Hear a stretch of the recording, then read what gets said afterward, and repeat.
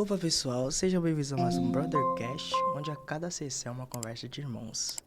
Hoje seria pra eu estrear com meu amiguinho, mas hoje ele não tá presente, então vai ser só eu.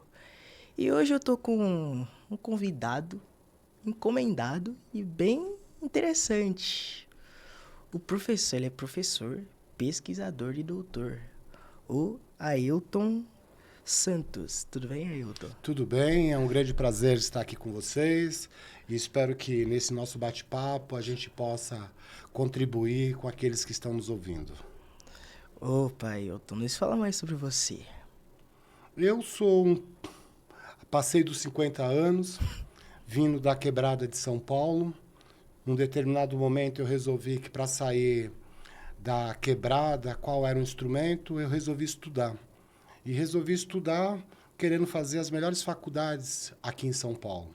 Eu fiz a PUC de São Paulo, então eu sou um filho da PUC, e também da USP, a Universidade de São Paulo.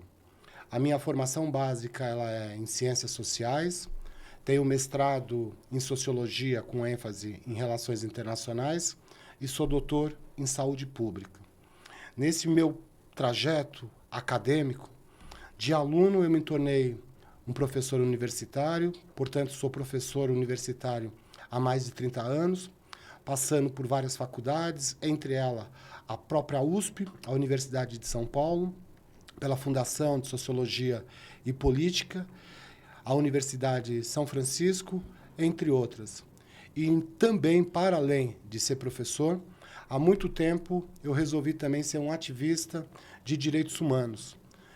Ser ativista de direitos humanos pressupõe você querer entender quais são as mazelas e as diferenças que ocorrem no Brasil. E uma das questões que eu trabalho é a questão racial brasileira. Então fala mais sobre, questão racial, esses negócios.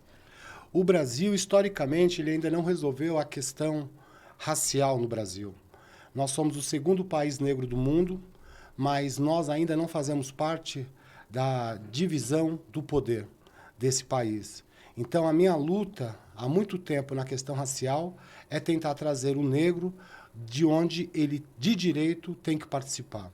Então, a minha militância, ela se dá tentando trazer não só a discussão acadêmica, não só como pesquisador, mas como ativista prático.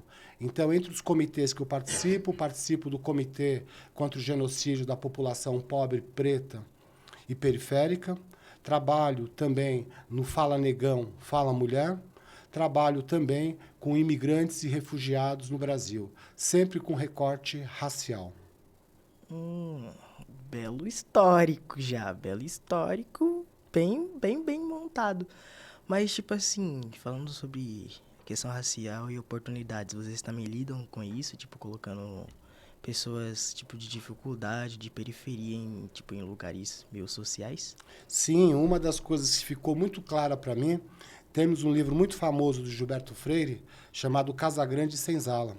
O que eu acho que nesses vários séculos, o negro sempre ficou na condição da senzala. Mesmo sendo hoje um Estado democrático, o negro não tem a participação merecida e devida na sociedade brasileira.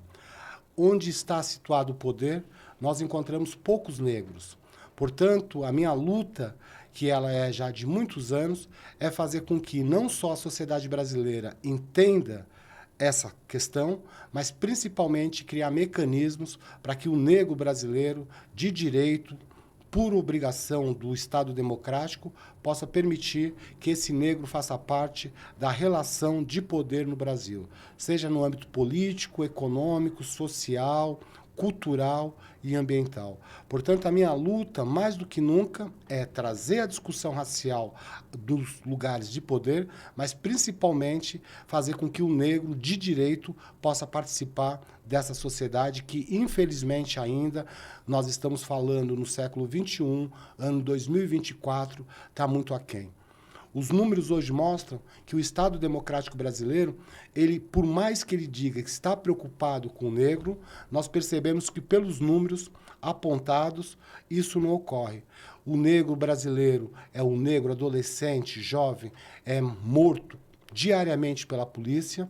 Ontem, inclusive, tive num velório de um adolescente de 16 anos que, mais uma vez, a arma foi disparada pela polícia militar.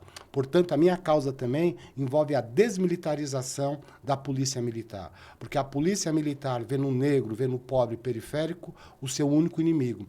E nós não podemos esquecer que a polícia militar é um braço do Estado democrático. Então, a minha briga ela é constante para fazer com que o negro possa participar mais do que nunca das relações de poder, onde há muito tempo deveria sê-lo. Mas isso não vai ocorrer naturalmente. Por isso que, como ativista, como professor, eu procuro levar as informações e fazer com que os meus irmãos e irmãs negras tenham essa consciência, e essa consciência vai despertar muitas lutas. Falou tudo, tipo, porque é uma base bem importante. Sem contar que oportunidades para pessoas, tipo, de pele, da nossa pele, tipo, negra, tem poucas oportunidades. Não se encontra em muitos lugares, tipo, de alto padrão. Quando vê você, você fala, pô, mano, esse cara aqui deve ser ou faxineiro ou qualquer coisa. Pique, tipo, olhando pra gente já achando que a gente não tem direito. Mas é bom saber que, tipo, que existem pessoas como você, nesse tipo de lugar, lutando pela nossa cor. Mas, pra gente fugir um pouco da sua zona de conforto, não sei se vai ser sua zona de conforto, vamos falar mais sobre ancestralidade, porque sabemos que é pesquisador. Vamos falar mais ou menos também sobre o Dia da Consciência Negra. Quer dizer, o Dia da Consciência Negra é uma luta que foi longa, mas que felizmente os movimentos negros se organizaram e criamos a Semana da Consciência Negra, o 20 de novembro, que nós temos como um dos grandes ícones e uma das grandes referências do movimento negro, Zumbi dos Palmares. Nós, depois de muitas lutas, achamos por bem trazer essa discussão, criando atos. Tanto é que o ano passado, 2024, depois de tantas lutas, nós conseguimos fazer com que o Estado, por obrigação e por direito, criasse o Dia da Consciência Negra. Desde o ano de 2024, o 20 de novembro passou a ser um feriado nacional. O que significa isso? Significa que as nossas lutas, apesar de serem árduas, difíceis, nós estamos conquistando alguns espaços. Mas isso está muito aquém ainda do que o negro brasileiro precisa para poder se incluir, para poder ser aceito nas ordens de poder. Nas universidades hoje, nós também criamos também a Lei 10.639, que trata justamente da educação racial nas escolas, nas universidades, porque isso faz com que não só os negros, mas todos aqueles que frequentam esses espaços possam ter consciência que o negro brasileiro, apesar de ser uma força trabalhadora, apesar de todas as suas competências, ele ainda é excluído pelas nossas elites brancas. Então, eu diria que o movimento que levou o Dia da Consciência Negra, 20 de novembro, é uma conquista maravilhosa, mas ainda é um pequeno passo para a longa caminhada que nós temos pela frente. E quem seria o Zumbi dos Palmares? Zumbi dos Palmares, ele foi um líder que, inclusive, hoje ele é referenciado, porque, como eu falei, essa questão racial no Brasil, ela é histórica. Nós somos o país que, infelizmente, obrigamos e, de uma forma forçosa, trouxemos os africanos para o Brasil para ser força de trabalho. Essa força de trabalho, esse sistema durou na sociedade brasileira mais de 300 anos. Portanto, no período que ele se destaca, ele foi um líder contra todas essas revoltas. O que eu quero dizer? Que eu tenho o privilégio hoje, no século XXI, ano de 2024, e essa luta minha e de outros companheiros e companheiras é mais de 30 anos, mas há muito tempo, lideranças tendo consciência de que o negro brasileiro, por direito, deveria participar, não conseguiu. Zumbi dos Palmares, então, ele foi um dos primeiros líderes que foi contra o sistema branco que ainda, infelizmente, prevalece em 2024. 1964. Então, a referência do Zumbi é de um guerreiro, de um lutador, de uma pessoa que, ciente das suas responsabilidades, liderou esse movimento que hoje é uma base para todos os movimentos na sociedade brasileira. Mas por que só ele, se teve gente antes dele que fizeram isso? Porque, sem dúvida, ele foi um dos primeiros. Nós tivemos e temos ainda muitos movimentos, nós tivemos muitas lutas, mas ele, porque no primeiro momento, ele foi contra aquele Estado que era o Império, portanto, ele, por ser o primeiro, ele tem o privilégio de ser a nossa referência. Mas, como você mesmo destacou, em todos os momentos da história brasileira, nós tivemos lideranças fantásticas. Eu venho de uma faculdade, que é a Universidade de São Francisco, e um dos líderes que eu poderia destacar, final do século XIX, início do século XX, Luiz Gama. Luiz Gama, ele foi filho de um senhor, como tal, ele teve a sua alforria dada naquele momento, mas por ser negro, ele não tinha condições. Percebendo isso e com as informações que ele tinha, lutou imensamente para poder fazer com que os direitos negros prevalecessem no nosso dia a dia. Ele, portanto, ele estudou muito direito, ele não, infelizmente, era tão preconceituoso o sistema educacional, ele não se formou advogado, mas as informações que ele tinha foram suficientes para ele libertar e fazer com que, a partir de processos jurídicos, entendendo o sistema do branco, pudesse libertar mais de 500 pessoas, mais irmãos e irmãs. Então, eu diria o seguinte, que o Zumbi dos Palmares, ele foi um dos percussores, mas do Zumbi até os dias de hoje, eu poderia citar milhares de pessoas que contribuem ainda para que o negro possa ter essa inclusão merecida e de direito na sociedade brasileira. Bem, tipo assim, eu ainda não entendi por que ele tipo, mesmo explicando, porque se a gente levar pra história, teve gente com mais, vamos contar, teve gente com mais feito que ele. Tipo, uma referência que eu posso pegar, que seria o Rei Mandome. Um rei, ao mesmo tempo, virou um professor, um dos professores, um primeiro negro, sendo professor de branco, deu aulas para branco e ensinou a jurisdição negra. Aí eu não entendo por que ele não tá na frente, porque seria tipo 2 anos antes de Zumbi dos Palmares. O que eu diria é o seguinte, assim, que as lideranças negras, e a gente tem que também considerar o momento político, e esse é definitivo também, por que Zumbi dos Palmares se destaca? Porque era um período claro e absoluto que a escravidão ela era uma coisa objetiva no Brasil, ela era força de trabalho. Então, nós precisávamos ter algumas referências. Por que ele se destaca? Porque naquele momento ele produziu a maior revolta de negros, criando inclusive os quilombos, que hoje são referências do Brasil.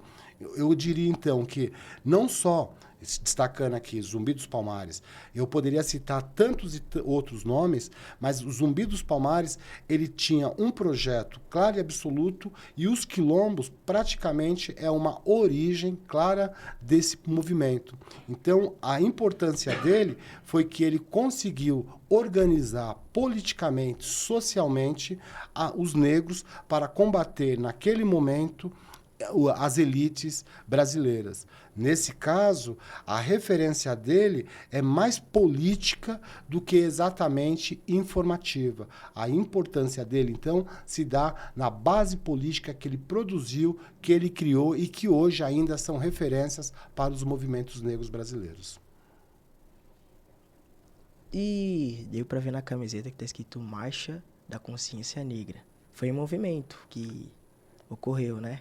Por exemplo, as pessoas não sei se conseguem ver aqui, esse aqui que foi um das lideranças negras, que infelizmente veio a falecer no ano de 2024, o Flávio Jorge, que ele é também um contemporâneo meio da PUC, que foi um dos organizadores de um dos movimentos que surgiram aqui no Brasil em 1978. 1978 é um ano extremamente importante quando foi criado o Movimento Negro Unificado. Estamos falando de um período que o Brasil era ainda ditadura, que nós sabíamos que todas as pressões que qualquer pessoa, qualquer movimento poderia ter, então ele ia ter todo tipo de pressão. Então o Flávio Jorge, como é a camiseta minha aqui, é uma homenagem que nós fizemos a ele na última nossa marcha 2024, que foi o 20 de novembro, em homenagem a uma das lideranças. Então o que eu quero chamar a atenção? Nós temos, e essa é uma das razões que nós insistimos, que a ideia do entendimento do que é o negro, que é a questão da escravidão, do racismo, prevalece em todos os tempos. Então, a nossa ideia do movimento negro é fazer com que as pessoas estudem a história da África, a história do negro brasileiro, para entender que não é só a fala do branco que prevalece. O negro, há muito tempo, ele é uma peça central no desenvolvimento da sociedade brasileira. Então, o Flávio Jorge, que eu tive o privilégio, é um grande amigo, um grande ativista, contribuiu imensamente para que a gente pudesse ter alguns avanços, inclusive o Dia da Consciência Negra. Falando em pessoas, quem foi o Abdias do Nascimento? Abdias do Nascimento, ele foi uma pessoa fantástica, um professor, um pesquisador, um artista, que foi caçado, que foi pressionado na ditadura militar. Nesse instante, percebendo isso, ele foi para os Estados Unidos. Com toda a sua informação que ele tinha no Brasil, ele foi para os Estados Unidos. Chegando nos Estados Unidos, ele conheceu o movimento negro americano, e que, como não, é uma referência também para nós brasileiros.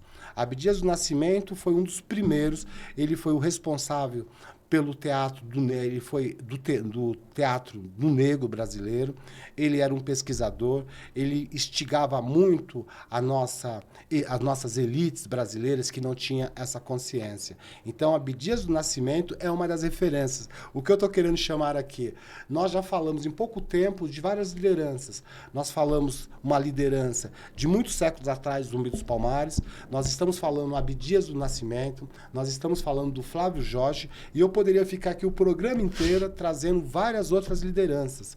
Portanto, o Abdias, ele também é extremamente importante para o movimento negro, porque ele despertou essa consciência que o negro tinha direitos, tinha que lutar para poder conquistar o seu espaço na sociedade brasileira. Então, podemos acrescentar você nesse espaço? Assim, eu diria o seguinte, eu sou, como vários outros irmãos e irmãs, eu sou uma pessoa que tenho consciência do que foi a escravidão, tenho a consciência da exclusão do negro brasileiro, mesmo sendo um Estado democrático. Eu diria que eu sou mais um dos lutadores. Então, se você me pergunta que se eu sou, eu falo, se diariamente eu estou nessa luta, se diariamente eu sou um homem negro na sociedade brasileira, sou julgado por isso, na condição de professor universitário, o que me chamava muito a atenção é quando eu entrava numa sala de aula, normalmente as pessoas elas se espantavam. Por quê? Porque era a primeira vez que elas estavam tendo um professor negro. Então, isso demonstra que nós, sendo o segundo país negro do mundo, nós não conseguimos ainda, por várias razões, ocupar o nosso espaço devido. Eu diria, e eu vou continuar, enquanto eu estiver vivo, batalhando, lutando, para que os negros brasileiros possam poder serem respeitados e, mais do que nunca, ocupar o espaço devido dele na sociedade brasileira. Fazendo a diferença. Fazendo a diferença. E por isso que na condição, eu sempre sou professor há mais de 30 anos, sou ativista há mais de 25 anos. Então, eu tenho dois momentos.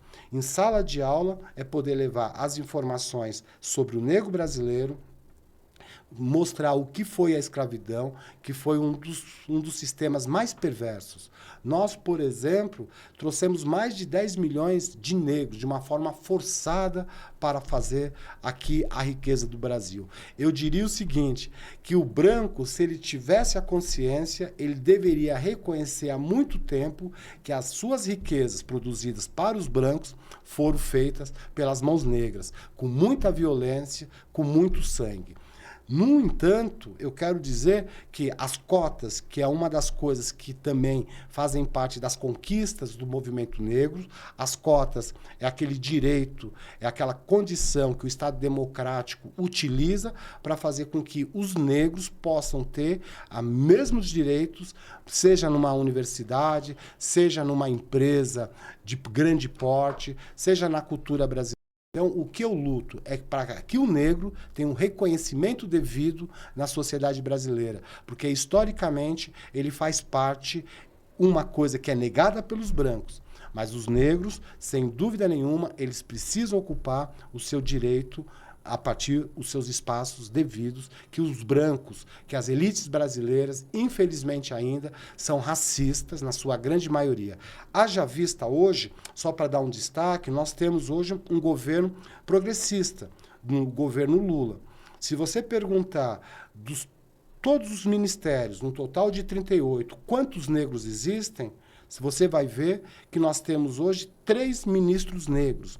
Considerando 38, considerando também que nós somos a segunda população negra do mundo, só perdendo para a Nigéria, essa população hoje, ela não faz parte do poder. Então, a nossa briga é permitir que tenhamos mais consciência essa que vai despertar a luta e a vontade desse negro para fazer parte das distribuições dos poderes constituídos no Brasil, seja ele político, financeiro, econômico, tecnológico e cultural.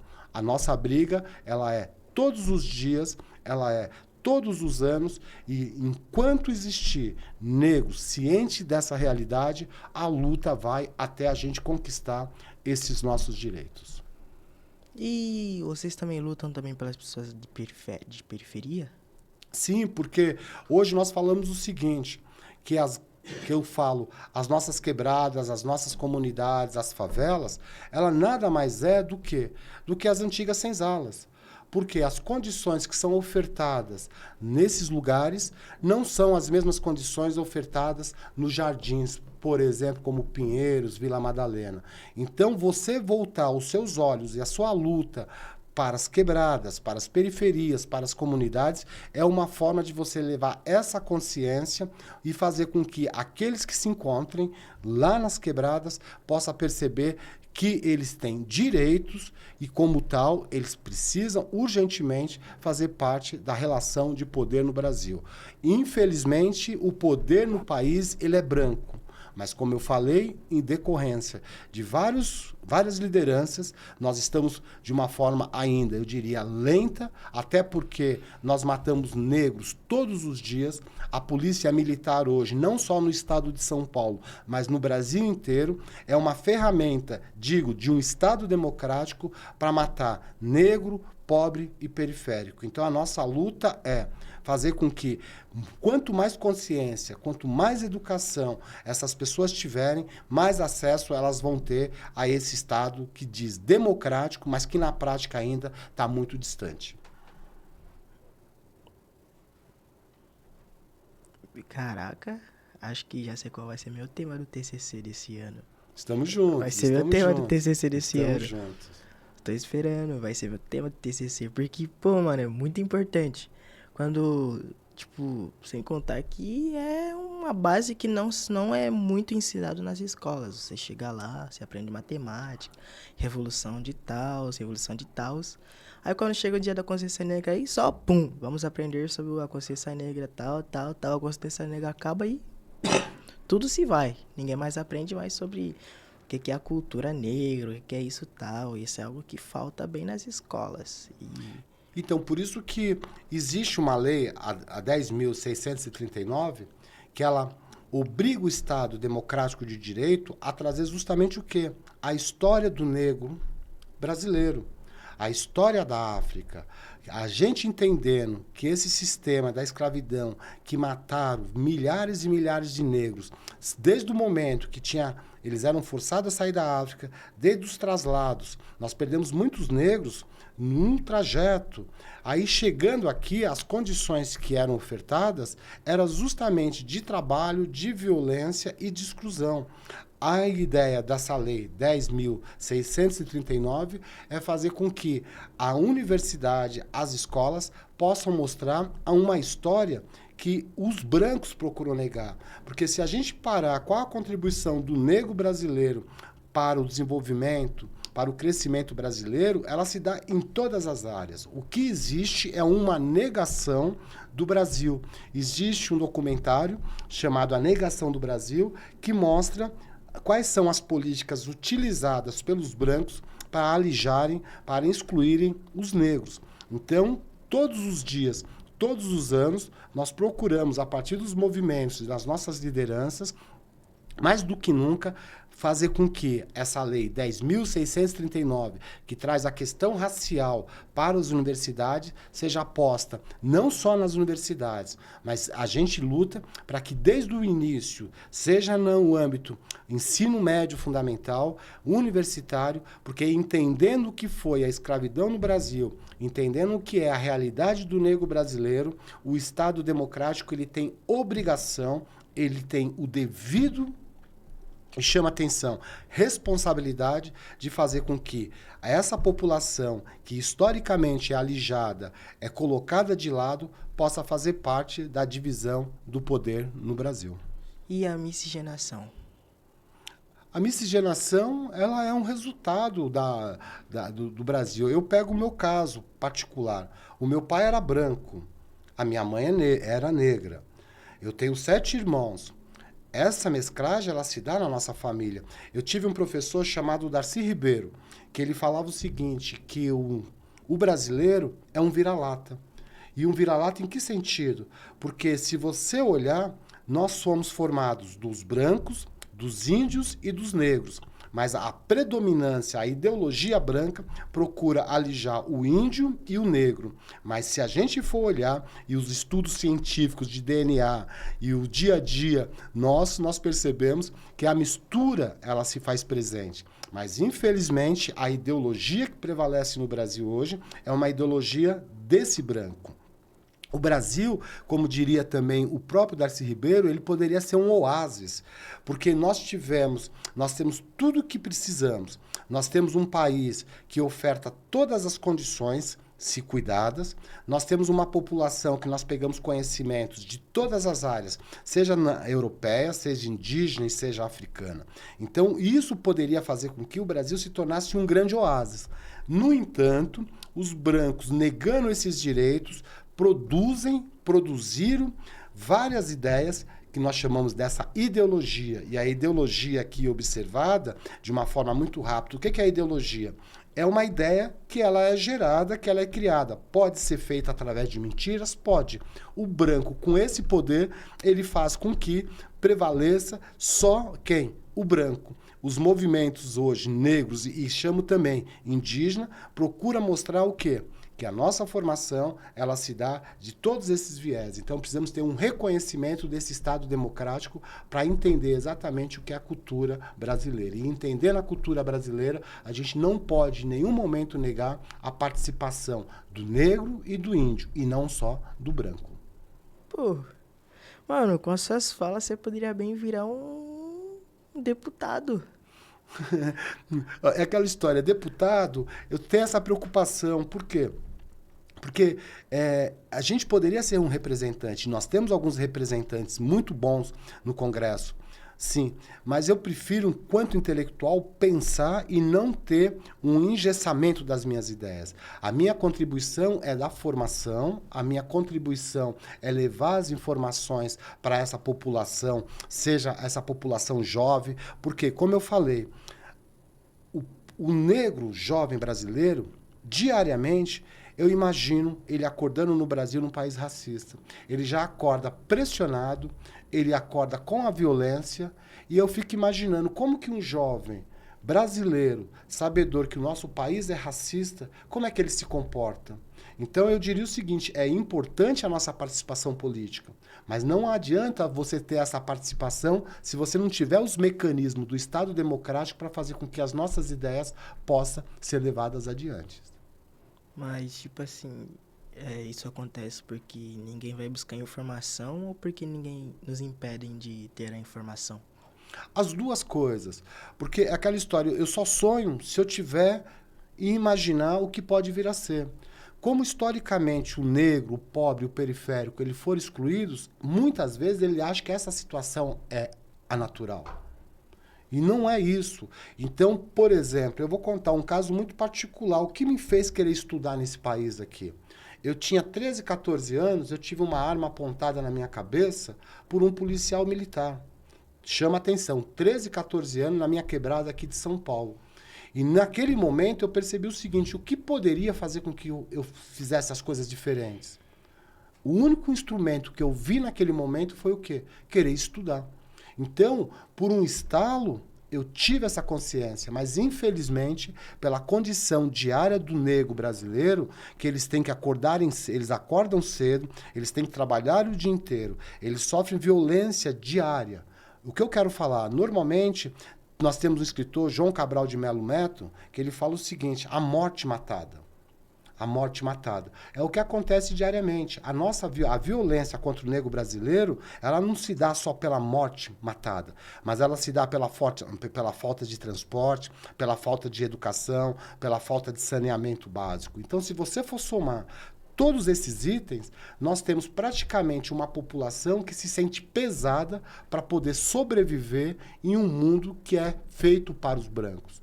Nesse caso, mais uma vez, qual que é a importância das lideranças que passam a ter essa consciência?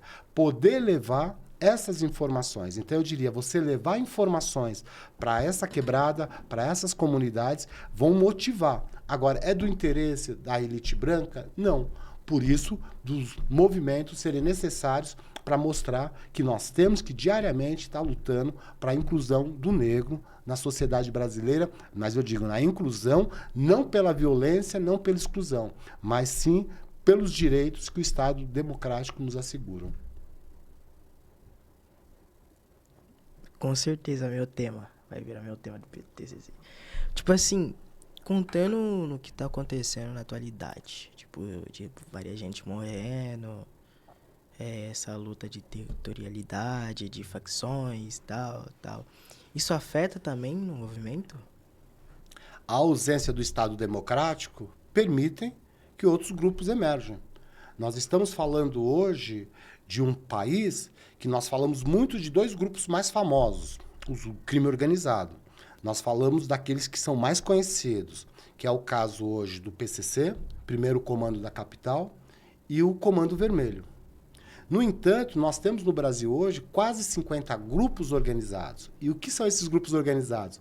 Eles perceberam que o Estado democrático não se faz presente lá, então eles passam a ser o Estado presente. E esse Estado é feito de violência, muita violência, diga-se de passagem. Por quê? O Estado democrático não está presente. Então, o que eu diria é o seguinte, que outrora a gente falava de estados paralelos. E eu diria hoje, vou mais além, eu não vejo como estados paralelos, eu vejo isso como estados complementares. Porque a ausência do Estado, você cria um vácuo, um vazio, e alguém percebendo isso, eles acabam ocupando. Só que eles não estão dentro da lei, dentro das regras. Eles têm as suas próprias leis, as suas próprias regras. E isso implica, mais uma vez, muita violência. Contra quem? Contra a população dessa periferia, dessa quebrada. São Paulo, nós podemos citar, mas o Rio de Janeiro. O Rio de Janeiro, você vê essa população que, na sua grande maioria, é de pretos, pretas, pobres e que precisam sobreviver. Quem é o comando em vários desses lugares? O crime organizado. E eu sempre chamo a atenção. O crime, ele também se organizou. Ele percebe como funciona o sistema e, como tal, ele falou, se o sistema funciona dessa forma, então nós vamos fazer o quê? Vamos nos organizar. Então, se nós pararmos para pensar hoje, nós temos o crime organizado, seja através do tráfico, seja através das milícias, ocupando a ausência de um Estado democrático. E nós pagamos muito caro por esse Estado democrático. Quando eu digo nós pagamos muito caro, o brasileiro, o ano passado, ele trabalhou janeiro, fevereiro, março, abril, até dia 10 de junho para pagar os seus impostos. E qual a função desses impostos? Trazer educação, trazer saúde, trazer saneamento, trazer cultura. Por quê? Então, eu diria o seguinte, o negro ou o periférico, mesmo sendo excluído, eles contribuem porque eles são os trabalhadores do Estado que, infelizmente, é um privilégio, na sua grande maioria, dos brancos. Então, historicamente, ainda nós não mudamos essa estrutura que vem desde o momento da escravidão. Nós podemos dar outros nomes, mas a mesma relação que existia na escravidão continua prevalecendo nesse exato instante, no século XXI. E, tipo, voltando nos movimentos, tipo, de ativista negro e tal. E existem vários casos, tipo, o da Glória Abreu é um dos casos, também que eu gosto muito dela. Glória Abreu. Aí, tipo assim, ela falou que existem espaços que são nossos, que a gente não sabe como ocupar. Que, tipo assim, a gente não vai buscar nem informação, tipo... Existem coisas que são do povo, mas o povo não sabe. Tipo, qual é o vosso papel daquele, tipo, como ativistas, espalharem essa informação? Tipo, como é que vocês espalham? A partir de jornais, o quê? Assim, são várias formas, até porque é uma luta árdua também do ativista nesse país. Do ativista preto, da ativista preta, é uma briga, porque as condições que o Estado democrático deveria oferecer, eles não são oferecidas. Então, como tal, nós temos que tentar ocupar o nosso espaço. Então, existe hoje movimento dentro das comunidades, levando o quê? Levando formação educacional, levando formação cultural e, ao mesmo tempo, também já citado aqui, que foi o quê? A ideia das cotas. As cotas é o quê? É um dispositivo do Estado democrático para permitir que aqueles que estão totalmente aquém da realidade brasileira possam ter. As pessoas falam muito de meritocracia na sociedade brasileira. Como é que você pode ter meritocracia numa sociedade? Por exemplo, o caso da USP. A USP, você tem um vestibular. Olha, só vou pegar um exemplo aqui. As pessoas às vezes não param para pensar. Quando você vai fazer um vestibular na USP, você chega lá, as condições, as regras. Você tem que fazer uma ficha, às vezes você tem que pagar uma taxa, mas por uma briga do movimento, você pode ser isento dessa taxa. Então, quando você chega para fazer o vestibular, as regras são claras. Então, você tem que usar as mesmas canetas que o branco vai usar, você vai ocupar as mesmas cadeiras que o branco, mas quando você chega nesse lugar, dá a impressão que a democracia educacional ela existe. Mas para chegar ali, você tem que competir com as estruturas ofertadas pela sociedade. Então, você vai pegar uma escola pública hoje, que ela está capenga, as estruturas das escolas públicas, que normalmente estão nas periferias, são as piores do mundo. Você tem professores hoje mal preparados, mal pagos. Como que esse aluno, dentro desse espaço, vão concorrer com outras escolas particulares no Brasil que você paga um valor muito caro? O salário mínimo hoje, quanto está um salário mínimo hoje? Você pegar, recentemente nós tivemos um aumento, 1.518. Você tem mensalidades de escolas particulares que você paga 3, 4 vezes mais o salário mínimo. Então, como que o negro, com essas condições totalmente adversas, não só educacionais, mas de saúde, de segurança, de infraestrutura, passa a ter as mesmas condições do branco, que muitas vezes vem de uma escola de elite, com todas as condições, num bairro que ele não tem que se preocupar com segurança, com transporte, com alimentação. Então, eu diria que é muito díspare você permitir que esse negro possa entrar. Então, a briga do movimento, quando nós brigamos e felizmente conseguimos avançar, foi a questão das cotas. As cotas, como eu sempre digo, é um dispositivo do Estado democrático permitindo para aqueles que estão totalmente fora desse sistema possa ter, em algum momento, a possibilidade de estudar, não só numa escola particular, mas na escola pública. Deveria estudar na USP, deveria estudar nas Unesp, deveria estudar nas universidades federais. Mas isso existe um vestibular. Quem cria esse vestibular? O Estado branco.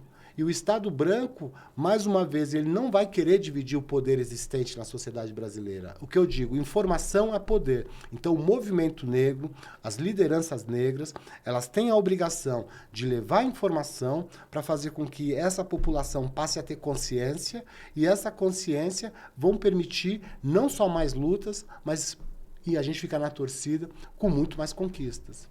E voltando nas periferias, um negro periférico e um branco periférico, eles têm uma diferença além da cor ou não? A pergunta sua ela é pertinente. Inclusive, algumas pessoas falam, não são só os negros que são, às vezes, excluídos. Você tem brancos. Mas, a partir do momento que você tem uma pele branca, você já leva uma vantagem sobre o negro, entendeu? Então, porque você é julgado não é pelo que você é, mas é pela sua pele. Eu, como professor negro, se você me perguntar se eu já sofri racismo, já sofri. Eu tive a oportunidade de ministrar aula na Universidade de São Paulo. Então, às vezes, eu me sentia simplesmente um ET. Porque não só na sala dos professores, mas quando eu entrava em sala de aula, na sua grande maioria, eram brancos. E aí você me fala, por quê? Os brancos gostam de estudar mais, os negros não gostam de ser professor? Não, é porque as condições ofertadas diariamente e historicamente para eles não ofertam e não oferecem essa possibilidade. Então, fazendo assim a sua pergunta, qual é hoje a responsabilidade dos movimentos? Mostrar que esse negro, ele tem direitos, que ele deve e pode ocupar. Mas o que eu chamo a atenção, as condições são tão adversas que nós precisamos, sim, ter a ajuda de um Estado democrático de direito, que ainda não se faz presente da forma devida. Então, só a cor já fala tudo. A cor por si só. Eu fico imaginando, hoje, ainda hoje, acima de 50 anos, quando eu vejo, e ainda em determinados lugares, eu não vou muito longe, não. Assim, um dos espaços que eu morava, aqui em Pinheiros, uma região próxima, uma região de elite. Eu saía da faculdade que eu tinha vínculo, que era a Faculdade de Saúde Pública, para minha casa, que era um intervalo de 6 quarteirões. Toda vez que, ou quando eu saía de casa para ir para a faculdade, portanto, estudar para o meu trabalho, ou da faculdade para minha casa, às vezes a polícia militar me parava. E qual que era a pergunta básica que ela fazia para mim? O que eu estava fazendo ali?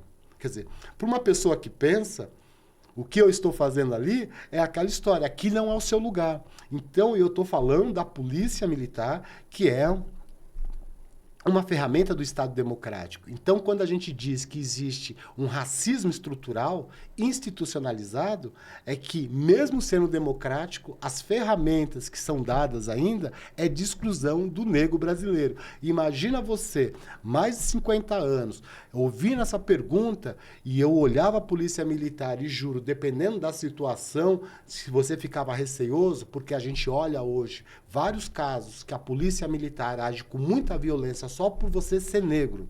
Eu fico imaginando hoje um jovem da quebrada, da periferia, acordando todas as manhãs, em um espaço que a polícia militar se acha no direito de fazer o que ela faz, haja vista que nós temos hoje o vice-prefeito da cidade de São Paulo, que era até então comandante da polícia militar, ele não teve nenhum pudor de falar o seguinte, que o tratamento que deveria ser dado para o branco dos Jardins deveria ser diferente dos negros das quebradas. E nós estamos falando o quê? De um comandante da polícia militar que deveria proteger todos. Quando a gente fala que o racismo ele é estrutural, que ele está institucionalizado em todas as ordens. O que eu quero falar, existe distinção pela polícia militar, se você é negro e aonde você mora. Quanto mais você é da periferia, quanto mais você é da comunidade, mais violência e mais terror a polícia militar leva. É uma coisa que nós temos que repensar bastante. Falando, tipo, em... Queria falar, tipo, onde você tava. Onde, tipo, o que você tá fazendo lá? Me lembrou uma... Tava passando na rede social, que era no Instagram, eu vi um vídeo. Tem um filme que é de ficção, que é da DC, que os caras retratou um rei. Não sei, era o Adão Negro. Eles retrataram um rei e o rei era negro. Só que tem aqueles comentaristas bosta de filme, o cara falou, bem, ele é um rei negro, tal, maltratava também outros negros. Só que ele disse uma fala que foi bem racista, só que eu não sei se ele percebeu, acho que toda a gente, as pessoas que estão no redor dele perceberam. Ele falou, eu não vejo a necessidade de colocar um castelo tão grande para aquele rei, porque a gente sabe que os africanos eram ricos, mas eu não vejo a necessidade de colocar um castelo tão grande para aquele rei. Mas se a gente contar, tipo, ele tá falando que um rei negro não pode ter um castelo grande, não pode ter uma mansão. E isso não se deu só nesse episódio, acontece diariamente. Vou me permitir aqui falar na condição de professor. As pessoas às vezes me perguntam o que é que eu faço. Eu falo, eu sou professor. Aí pelo meu porte físico, eles perguntam assim, você é professor de dança? Eu falo, não, eu gosto de dançar, mas não sou professor de dança. Ah, então você é professor de capoeira. Eu falei, eu jogo capoeira, mas eu também não sou professor de capoeira. Aí eu dou uma oportunidade para essa pessoa que está perguntando, falar assim, eu fiz faculdade. Ah, você fez faculdade de educação física. Então isso só demonstra que na condição e na visão do branco, o negro tem que se encaixar única e exclusivamente em alguns lugares. Então, o que nós forçamos quanto no movimento negro? Que o negro tem que ocupar a universidade, seja lá em qualquer curso. Então, eu quero ver mais médicos, eu quero ver mais engenheiros, eu quero ver mais advogados.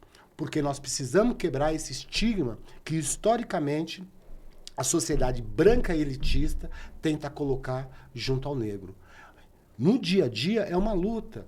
Por isso que eu digo, a nossa luta, enquanto existir essa divisão racial no Brasil, enquanto existir esse preconceito na sociedade brasileira, a luta ela vai ser eterna. E nós hoje estamos passando por um momento político extremamente conservador. Nós temos que citar a ascensão do fascismo. Fascismo esse que não tem nenhuma vergonha hoje de mostrar que ele é racista, que ele é excludente. E nessa perspectiva, quem é a pessoa ou quem é o grupo que mais sofre? O grupo negro. Eu vi recentemente uma pesquisa mostrando, eles mostravam o quê? Eles pegavam várias fotografias de homens brancos e homens negros, mulheres negras e mulheres brancas, e procuravam isso numa pesquisa geral na sociedade brasileira. Por isso, quando eu digo que nós temos um racismo que ele é estruturado, ele é institucionalizado, porque a ideologia do branco foi tão grande que o próprio negro, às vezes, ele reproduz essa ideologia, porque ele acha que isso é uma verdade. Então, voltando a esse recorte que eu falei para vocês, pegavam várias pessoas, brancos e negros, e falavam o seguinte, o que você acha? Quem você acha que aqui é médico? Quem você acha que aqui é doutor? Quem você acha que é engenheiro aqui? Quem você acha que é faxineiro? Quem você acha que são os garis da cidade? Era assim, 95% indicavam que os brancos que ali se encontravam, eles eram os médicos, eles eram os engenheiros, eles eram os advogados. E os negros quem eram? Eram os garis, eram as pessoas serviçais. Aí eu volto uma outra pesquisa feita pela USP. Essa pesquisa acho que foi feita há uns 10 anos, mais um pouco de 10 anos. Perguntavam assim para o brasileiro, você conhece alguém que é racista? Né, assim, não, você é racista? 95% respondiam que não eram racistas. Você conhece alguém que é racista? 96% falavam que reconhecia alguém racismo. Então, olha a contradição. Você é racista? 95% informavam que não. Você conhece alguém que é racista? 96% falavam que conhecia alguém. Então, a questão racial não foi resolvida ainda. Então, o movimento negro, as lideranças negras, têm muito o que fazer ainda, levando informação, fazendo formação e mostrar que o negro ele precisa ocupar o seu espaço de direito, que há muito tempo ele é excluído por esse branco, por essa elite branca brasileira. Tem que falar, galera. Você não pode ficar, tipo, parado, não. Você tem que buscar informação, mano. Buscar informação. Isso é que deixa triste, porque ninguém vai buscar informação. Todo mundo fala, ah, se a informação não chegar até mim, eu não vou buscar. Porque, pô, tô ocupado, tô lutando pro meu dia a dia, mas lutar no dia a dia é buscar também conhecimento. Porque você tendo conhecimento, você vai ter uma base de como se defender. Tipo, você teve tipo, uma abordagem policial. Você não vai sair falando gírias. Isso é que às vezes dá pra ver que você foge do seu padrão. Porque quando você, tipo, tava assistindo uma animação, ele falava sobre você tem dupla personalidade. Quando você vai falar com alguém, você fala de outra forma, e quando você vai falar com a outra pessoa, você fala de outra forma. Que ele brincou um pouquinho falando sobre, tipo, quando você vai falar com um branco, você não vai falando na gíria, você não vai falando no tipo da sua identidade, você vai falar do jeito dele. Falando com mais, tipo, você falando mais formalidade, falando bem, falando até dicionário, tipo, falha de Sem dicionário. dúvida. Mas quando você chegar falando com outro negro, você vai falar gírias, você vai, tipo, falar de um jeito como se fosse, como se fosse com alguém que não estudou. Porque você quer ter dupla personalidade. Aí tem uma menina, uma personagem, falou, bem, por que que você tem que ser assim, tem que ter, tipo, um padrão? Por que que você não quebra o padrão? Vai falar com um branco, fala do mesmo jeito que você fala com uma pessoa negra. Ele fala, não pode falar desse jeito, porque é pra gente, porque desse jeito eu estaria mostrando que negro não tem educação. Aí, Mas a gente também tem que compreender, ó, nós fechamos agora no final do ano o Kwanzaa. O Kwanzaa é uma forma de você buscar e conhecer as nossas ancestralidades, de você buscar conhecer quem somos nós, desde o momento que fomos forçados a ser retirados do continente africano e trazidos para o Brasil. Então, eu diria que dentro dessa exclusão, e você tendo o monopólio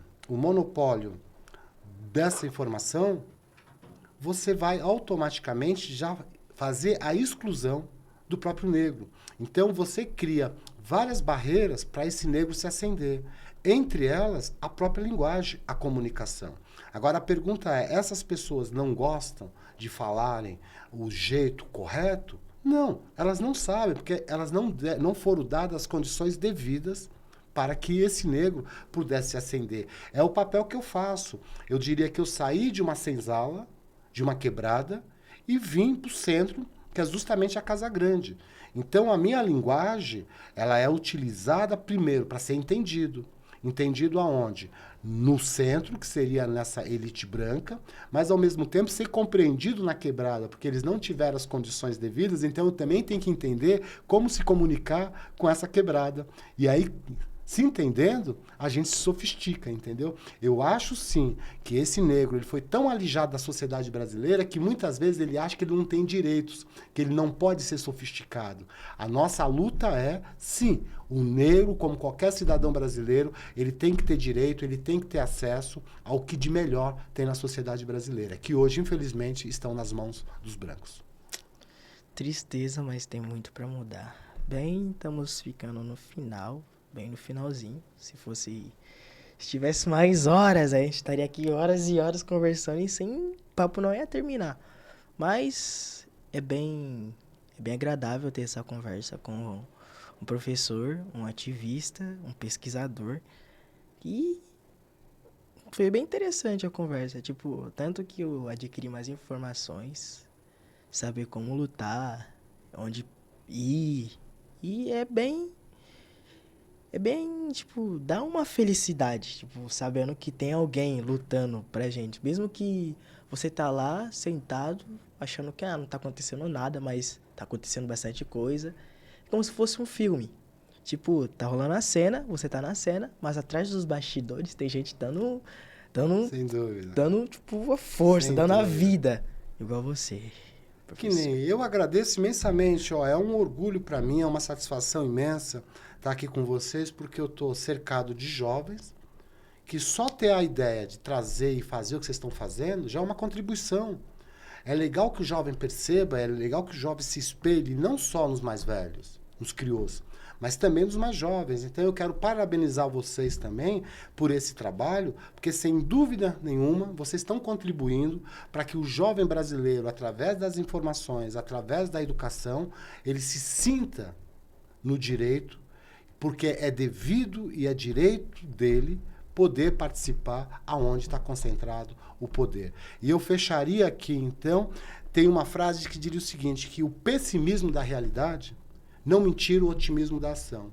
Então, enquanto eu estiver vivo, porque eu sempre nasci negro, vivo negro e vou morrer negro, eu vou continuar defendendo o que é de direito da sociedade brasileira, sociedade da preta, da mulher, do homem e do jovem preto. Filosofou! Bem, ficamos por aqui, galera. Se inscreva no canal, ative o sininho para receber mais notificações, porque vamos ter bastante tema. Quando chegar o dia da Consciência Negra, vamos ter um especial. E o Dr. Ayrton vai estar lá. Vamos falar com nossas outras pessoas que lutam também, que a gente conhece, pessoas de quilombo, de religião, matriz africana, para debater sobre isso. Bem, é isso, ficamos por aqui. Possa se despedir, nosso professor. Pode se despedir. Eu agradeço imensamente essa oportunidade. Eu diria que aonde eu for convidado para poder contribuir com essa população alijada historicamente, vocês podem contar comigo. O que eu diria que eu sempre digo, eu sempre termino os meus textos, as minhas falas. A luta é sempre. E do negro, mais ainda. Vamos, vamos, vamos. Porque nós temos que buscar os nossos direitos, nós temos que buscar o que foi tirado da gente historicamente. Então, vamos à luta. A luta é sempre. É nóis.